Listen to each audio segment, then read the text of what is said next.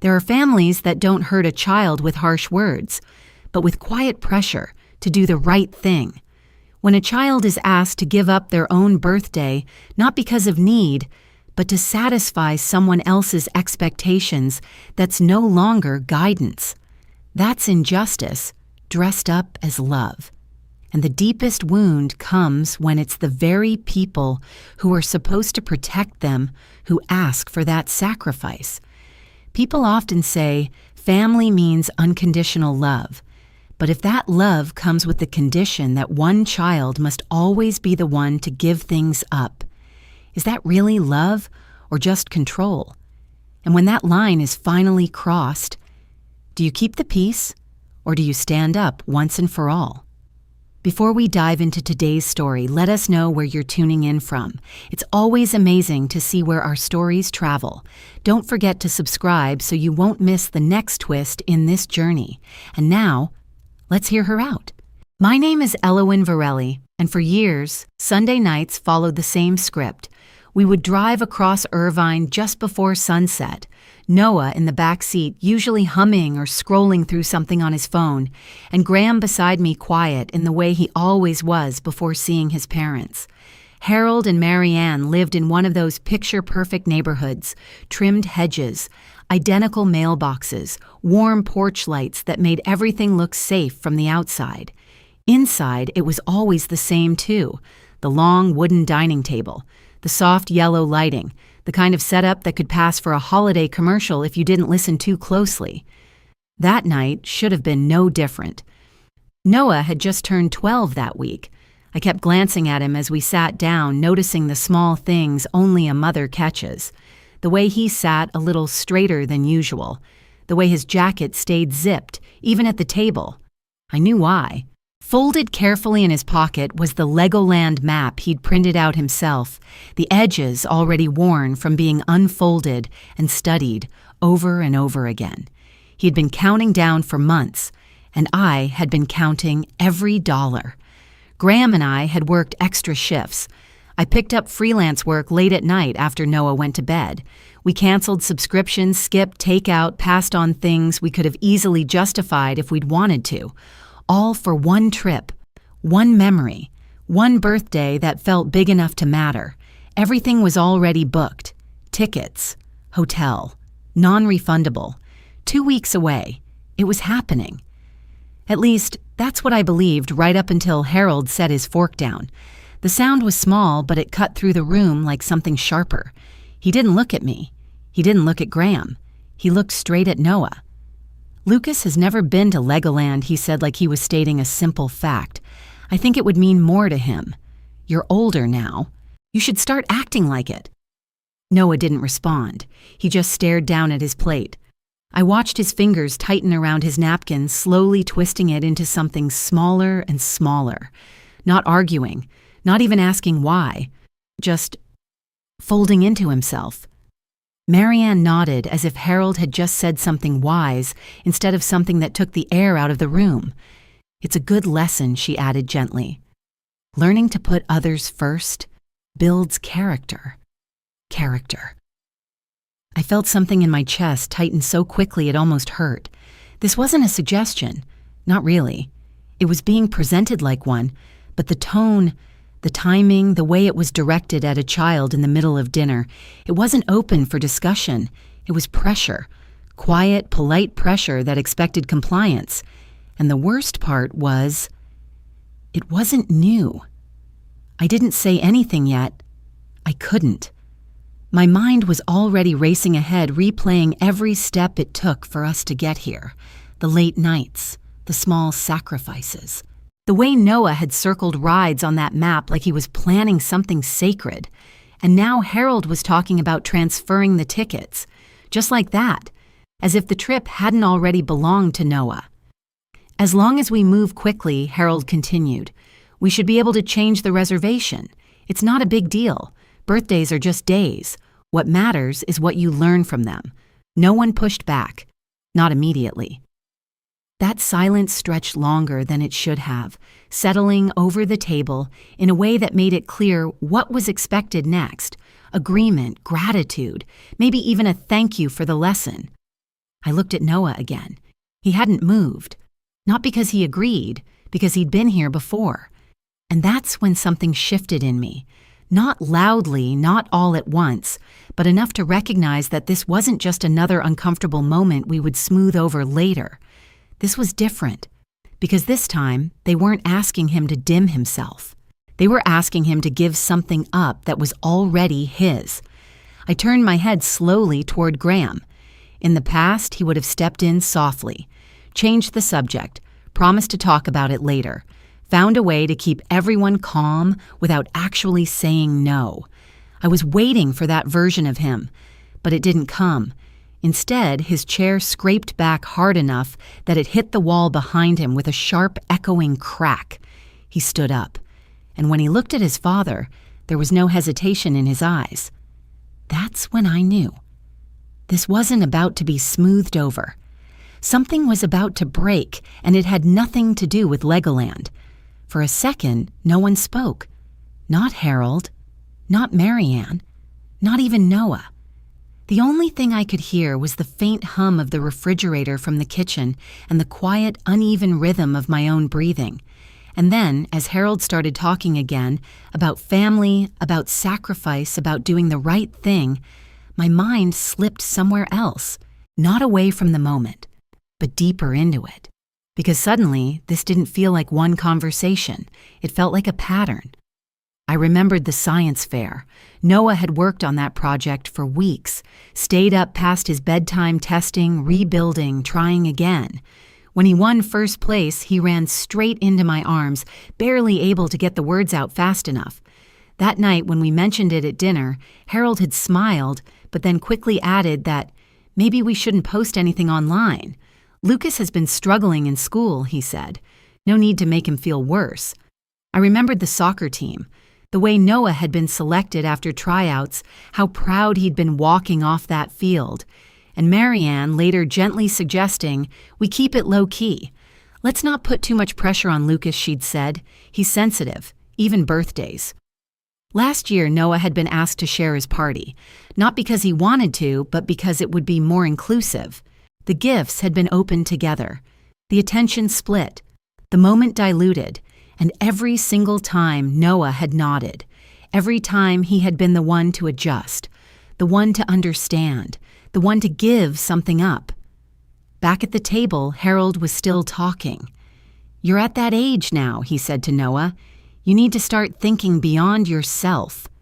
Marianne added softly, "Family means putting each other first." I looked at my son again. He still hadn't said a word, not because he agreed, because he had learned that speaking up wouldn't change anything. That was the moment it finally clicked into place for me. This wasn't fairness. This wasn't love being shared. This was a system, and Noah was always the one it cost. I felt a question rise in my chest, heavy and uncomfortable. Why had we allowed this to happen for so long before I could even begin to answer that Graham moved? He didn't glance at me, didn't try to soften the moment. He stepped forward, fully turning toward his father, and when he spoke, his voice wasn't raised, but it cut through everything. "If we're going to talk about acting like an adult," he said then, "let's talk about Noah's college fund." The room went still, not quiet in the normal sense, frozen. Marianne's expression changed first. Not confusion, not even anger. Fear. Real, immediate fear that she couldn't hide fast enough. Harold blinked like he hadn't heard correctly. "What are you talking about?" he asked, but there was a delay in it a fraction too long. Graham didn't sit back down. He didn't backtrack. He just stayed there, one hand resting on the back of his chair, steady. "The account you offered to manage when Noah was born," he said, "the one you said would grow faster if you handled it." I felt my stomach drop. This wasn't a reaction. This was something he had been holding on to, something he had been looking into. I turned toward him, realizing in that moment that I had missed something important. He had been asking questions I didn't know about, and now he was done asking them quietly. Harold shifted in his seat. "We can talk about this later," he said quickly. "This isn't the time." "No," Graham replied. "Now is exactly the time." Noah finally looked up. Not scared, just confused, and that somehow made it worse. I felt exposed, sitting there caught between what I thought I knew and what was starting to unravel in front of me. Marianne tried to laugh it off. "You're overreacting," she said. "Investments fluctuate. You can't panic every time I called the bank on Friday." Graham interrupted. That sentence landed heavier than anything else. Harold's face went rigid, and in that moment I understood something with absolute clarity. This conversation had already gone too far to come back from. Whatever Graham had found, whatever he was about to say next, it wasn't just going to explain the tension at this table. It was going to expose something much bigger.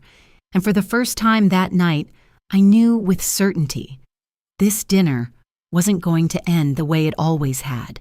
It was going to end with the truth. I was still sitting there, my hand resting on Noah's shoulder, trying to steady him. Trying to steady myself when Graham continued. He didn't sit down. He didn't soften his tone. He stood exactly where he was facing his father, like he had finally reached a point where there was no reason left to hold anything back. The account you offered to manage Graham, said his voice calm but unyielding, when Noah was born. Harold's jaw tightened slightly, but he didn't interrupt. "You told us you could grow it faster," Graham went on. "That you knew how to make it work." For a second, I felt like I was watching something unfold that I should have already known about, but didn't. And that realization alone made my stomach turn, because I remembered that conversation. I remembered being exhausted, holding a newborn, barely thinking past the next hour of sleep. Harold had stepped in with confidence, with certainty, talking about long-term planning, about building a future early. It had sounded responsible. Smart, generous even. We trusted him.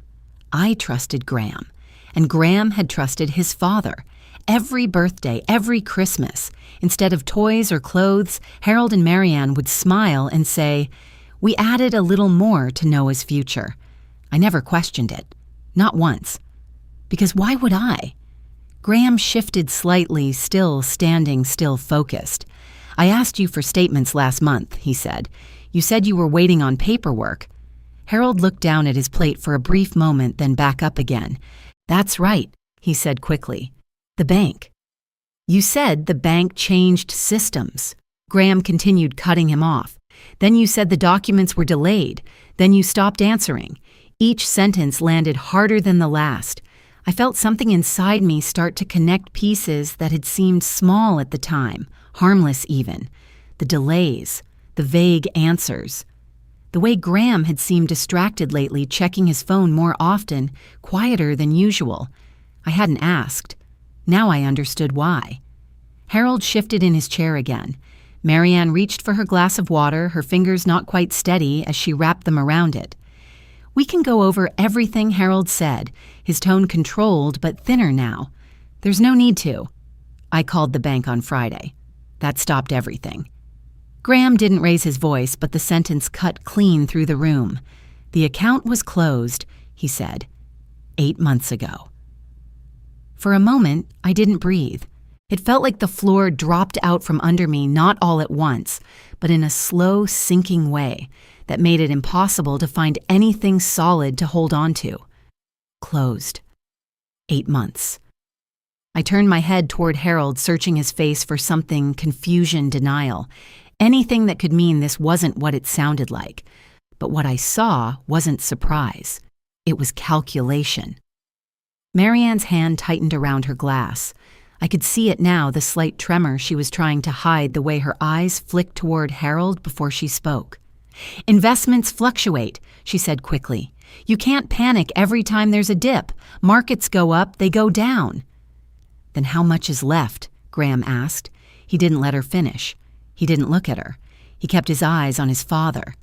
Harold exhaled slowly, rubbing his forehead like he was being forced into an inconvenience rather than answering a question about his grandson's future. "There have been adjustments," he said.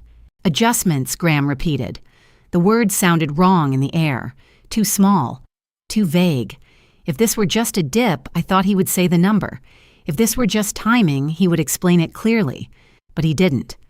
And that silence, that hesitation, was louder than anything he could have said. I felt my grip on Noah's shoulder tighten without realizing it.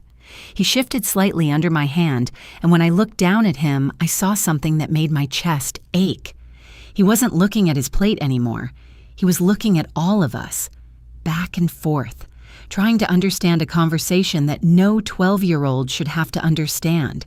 His voice, when it came, was quiet, careful. So, does that mean I'm not going to college? The question landed harder than anything else that had been said that night, harder than the numbers, harder than the silence, because suddenly everything snapped into focus. This wasn't about money in the abstract. This was about his future, and I didn't have an answer. I squeezed his shoulder, forcing my voice to stay steady. "Of course you are," I said. "Don't worry about that." But inside there was nothing certain, nothing solid, just a growing realization that the Legoland trip, the argument, the pressure that had only been the surface. What was underneath it was something much bigger, something that had already been set in motion long before we ever sat down at this table. And as I looked up at Graham still standing there, still not backing down, I knew one thing with absolute clarity. We weren't walking away from this. Not tonight. I kept my hand on Noah's shoulder even as the silence stretched out again, heavier this time, pressing down on all of us. No one moved. No one reached for their food.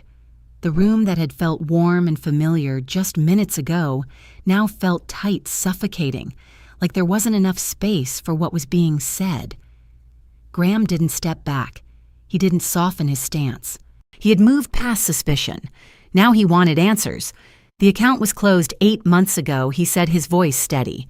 So where did the money go? Harold didn't deny it. That was the first thing I noticed. He didn't argue. Didn't say Graham was mistaken. He just shifted in his chair, buying time. It wasn't just gone, he said finally. It was adjusted, reallocated. The words sounded practiced, polished, empty. My stomach tightened. Reallocated.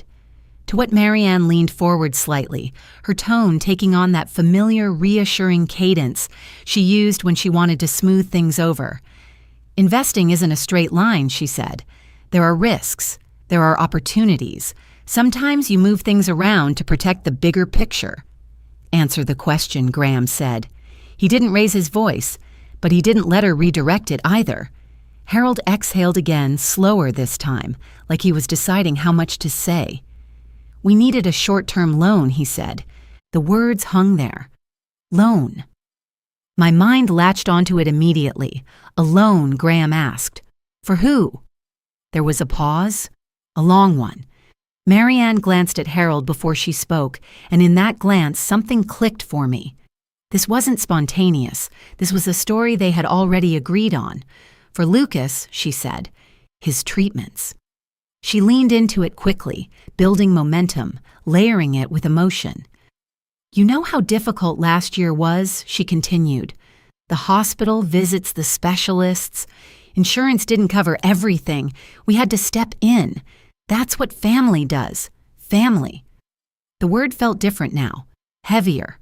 I replayed it in my head, matching it against what I knew. We had brought meals. We had sent flowers. We had checked in. Not once had anyone mentioned a financial crisis that required tens of thousands of dollars. Not once had anyone asked. Graham's voice cut through my thoughts. Then why didn't you tell us simple, direct? Harold didn't meet his eyes. We thought you'd understand, he said. There wasn't time to go through every detail. It was temporary. Temporary. Everything about that word felt wrong. If it was temporary, Graham said, then you should be able to tell me exactly how much is left. Marianne stepped in again, faster this time. You're focusing on the wrong thing, she said. This wasn't about money. This was about helping family, about doing what's right. No, Graham said. This is exactly about money. The tension in the room tightened again, sharper now, more defined. Marianne's expression changed, not soft anymore, defensive. You've always favored Noah. she said, her voice edged now. Maybe it's time someone looked out for Lucas for once. The accusation hit like something thrown across the table. For a second, I just stared at her, trying to process what she had just said. Favored. He's our son. The thought came instantly, almost reflexively. Of course we favor him. That's what parents do. But I didn't say it out loud, because I realized something in that moment. They weren't trying to explain what they had done. They were trying to justify it, trying to turn it into something that sounded balanced, fair. As if taking from one child without permission could be reframed as correcting an imbalance. My grip on Noah tightened again. I could feel him shift beside me, not pulling away, but not leaning in either. Caught in the middle of something he didn't create, something he didn't deserve. Graham didn't react to the accusation. He didn't argue it. He didn't defend us. He just asked the question again. How much? This time his voice was quieter, but somehow heavier, more final. Harold rubbed his forehead slower now, like he was running out of ways to delay it. I felt it before he said it. The weight of it. The certainty that whatever number came next was going to change everything. And as he opened his mouth, I realized this was the moment. The one where whatever was left of trust in this room was about to be measured, and most likely destroyed. 38,000. Harold finally said it. The number didn't echo. It didn't need to. It just settled into the room, heavy and immovable, like something that had always been there waiting to be spoken out loud. $38,000. I didn't react right away. Not outwardly. But inside, my mind started moving fast, too fast, pulling together every piece of that number and where it had come from. 12 years. That was what it represented. 12 years of birthdays where we chose savings over something more exciting. 12 years of Christmases where envelopes quietly replaced bigger gifts. 12 years of Graham setting aside portions of his bonuses, of me transferring small amounts whenever I could, thinking I was doing something responsible, something that would matter later. And my mother. I remembered the call. The way she said she wanted to contribute something substantial, something that would make a real difference before Noah reached high school. She had trusted Harold to handle it, said it made sense since he was already managing the account. I never questioned it. Now that number sat there between us, and I understood exactly what it meant. This wasn't something that could just be fixed. Harold leaned forward slightly, like he needed to get control of the narrative again.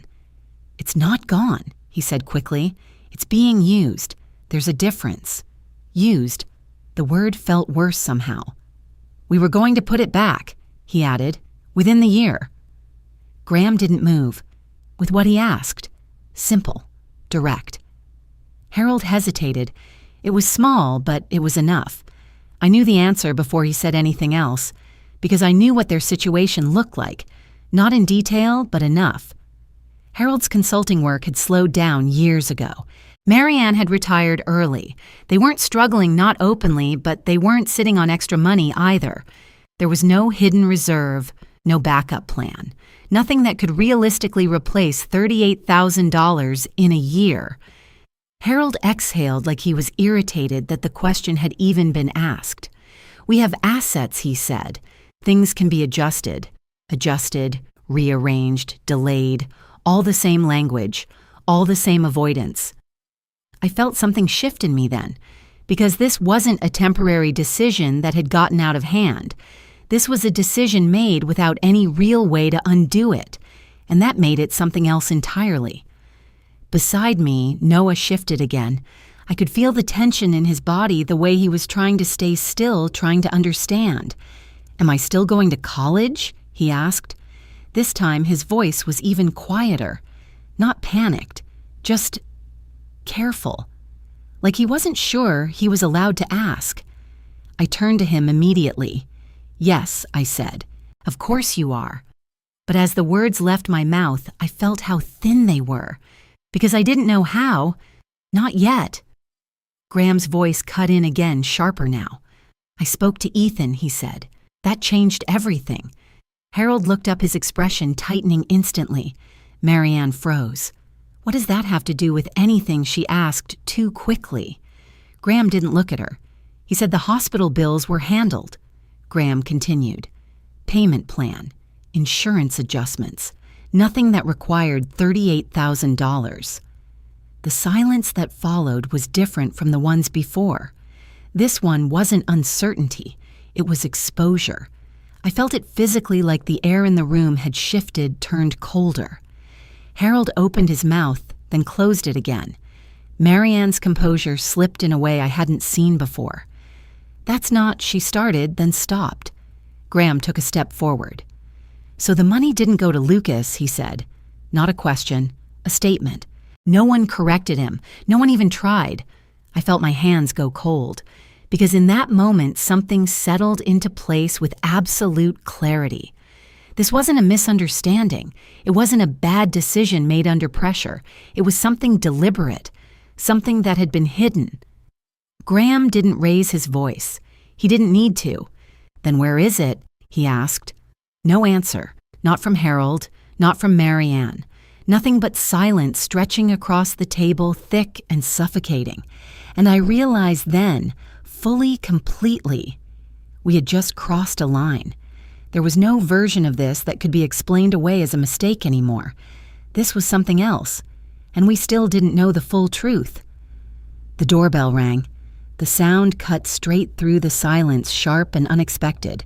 No one moved at first. It felt out of place, like something from outside had forced its way into a moment that was already too full. I felt a sudden strange certainty settle in my chest. Whoever was on the other side of that door, this wasn't a coincidence. Harold stood up quickly, too quickly. I'll get it, he said, already moving. But Graham stepped in front of him before he could take more than a couple of steps. I've got it, he said. You don't even know who it is. Harold replied, his voice tighter now. Exactly, Graham said. The doorbell rang again. Graham walked down the hallway and opened the door. From where I was sitting, I could see just enough. A woman stood there, mid-40s maybe. Professional, composed, holding a folder in both hands. Not a neighbor, not family. She looked past Graham, scanning the room briefly before speaking. Is Harold Varelli here? She asked. Harold stopped where he was. I'm here. He said, his voice noticeably different now. The woman nodded. I'm with a civil litigation firm, she said. We've attempted to contact you several times by phone and email. I'm here to formally deliver documents regarding a pending lawsuit. The word lawsuit landed hard. What lawsuit? Marianne asked immediately, her voice rising. The woman didn't react to the tone. Allegations of financial misrepresentation and breach of fiduciary duty, she said. The phrasing was precise, clinical. Graham reached out and took the folder before Harold could. He opened it right there, flipping through the pages without hesitation. I watched his hands. They were steady at first. Then I saw his grip tighten slightly as he reached the second page. He stopped, looked at something, then slowly looked up. Are you serious? He said, his voice lower now. He turned the folder slightly enough for me to see the name at the top of the document. Margot Hale, my mother. For a second, nothing made sense. Then everything did. I remembered the transfer. 3 months ago. My mom had called telling me she wanted to add more to Noah's college fund. Said it was important to her. Said she trusted Harold to handle it since he was already managing everything. I had thanked her. I hadn't thought about it again. Now I understood. This wasn't just our money. It was hers, too. I felt something in my chest twist hard enough that I had to grip the edge of the table to steady myself. Harold started speaking quickly, words tumbling over each other. It's not what it looks like, he said. It was an investment opportunity, short-term, high yield. The timing just... My mother doesn't file lawsuits over timing issues, I said. My voice sounded different to me, stronger, colder. The woman at the door spoke again, calm and detached. The funds were transferred into a private development project under your name, she said. The project has since defaulted. Graham looked back at his father. What project, he asked. Harold hesitated. Just long enough. Then he said it. The lake development. I closed my eyes for a brief second. I knew exactly what that was. 2 years ago, Harold had talked about it constantly. A group of investors, luxury cabins by the water, early entry, high returns. He had been proud of it, confident, certain. I just never realized what he had used to buy his way in. When I opened my eyes again, everything felt different, clearer. The story about Lucas, the pressure at dinner, the urgency behind it. It all fit now. You used Noah's college fund, Graham said slowly, to invest in real estate. It wasn't like that. Harold snapped his composure, finally cracking. It was a calculated decision. The market shifted. Noah was watching all of this. I could see it. The way he sat there, too still, absorbing everything. Marianne stepped in, her voice tight. We were going to fix it, she said, before anyone noticed. And that was it. That was the moment everything fully came together. The reason for the dinner. The reason for the pressure. If Noah had given up his trip, if we had agreed quietly, if we had focused on being generous instead of asking questions, they would have had more time to hide it, more time to try to replace what was gone. I looked at Noah again, at my son who had been asked to give up his birthday for a story that wasn't even true, and something inside me settled. Not anger, not panic, something clearer than that, understanding. This was no longer something we could fix within the family. This wasn't something that could be talked through, forgiven, smoothed over. Graham closed the folder, slowly, carefully. He didn't say anything right away, and I knew, without needing him to say it from this point on, nothing about this was going to stay private anymore. I was still standing in the living room when the door closed behind the woman from the law firm. For a moment, no one spoke. The papers were still in Graham's hand. Harold hadn't moved. Marianne was staring at the floor like if she didn't look at any of us, she wouldn't have to respond. Everything had shifted. This wasn't a family argument anymore. It had weight now, consequences, names on documents, numbers that couldn't be softened or explained away. Graham walked back into the room slowly, then placed the folder down on the table with a level of control that felt more final than any raised voice could have been. He didn't sit. He didn't ask another question. He just looked at his parents.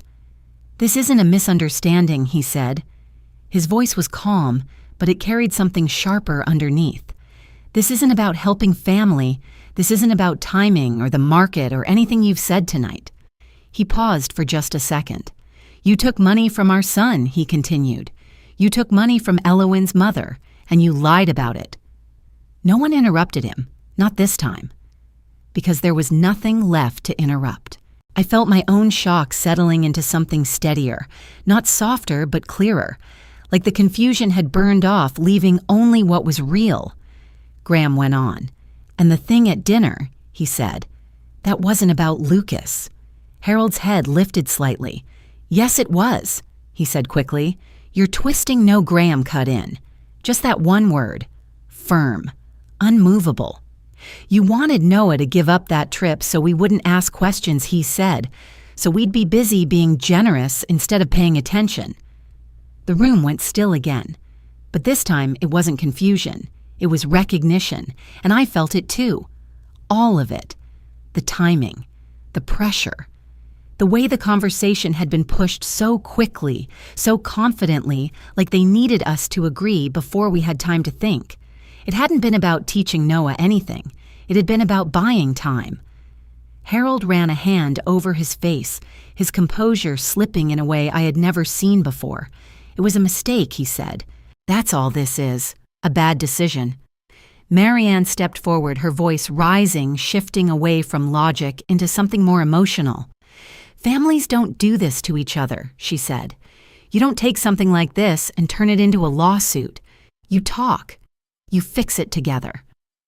I felt something inside me go still, because I recognized that pattern, the shift.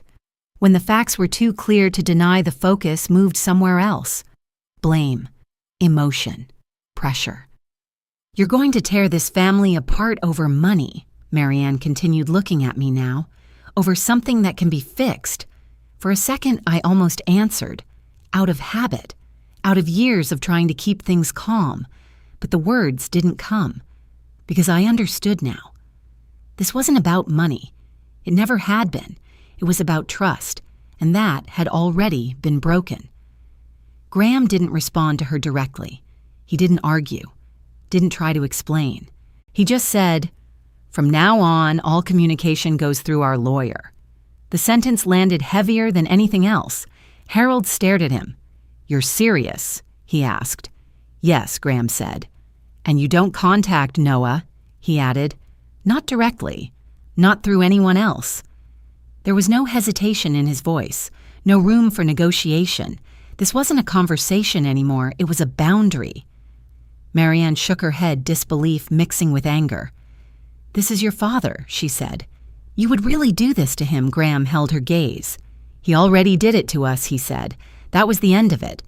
No one had anything left to say. We didn't finish dinner. We didn't gather our things slowly or politely. We just left. The drive home was quiet at first, the kind of quiet that wasn't peaceful, just full. I stared out the window, watching the streetlights blur past, trying to process everything that had just happened. Then Graham spoke.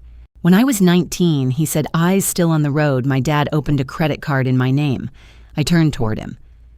What he said, it was temporary. Graham continued, said he needed it for something short-term. I didn't find out until collectors started calling. I felt my chest tighten again. You never told me that. I thought he had changed, he said simply. That was it. No anger in his voice, no dramatics, just a quiet statement that explained everything. The hesitation, the suspicion, the way he had already been looking into the account.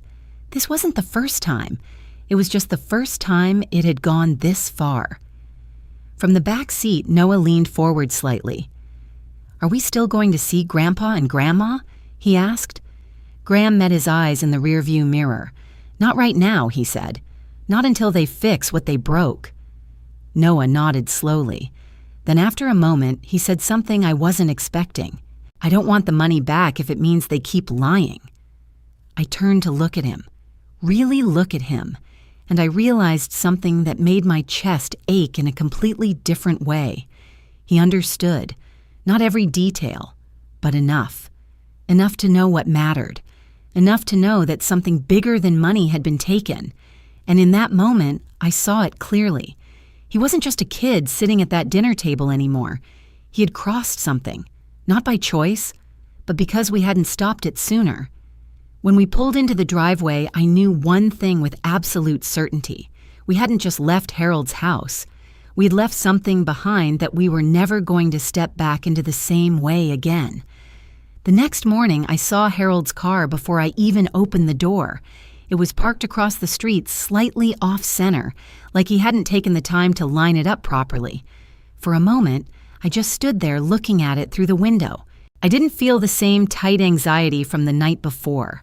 I felt alert, aware. Like whatever happened next, I wasn't going to be caught off guard again. Graham was already on the phone in the kitchen, speaking quietly with someone I assumed was a lawyer. When he saw me looking outside, he ended the call and stepped toward the door. I'll handle it, he said. I nodded. No argument, no hesitation. Noah stood beside me, silent, watching. We didn't go outside.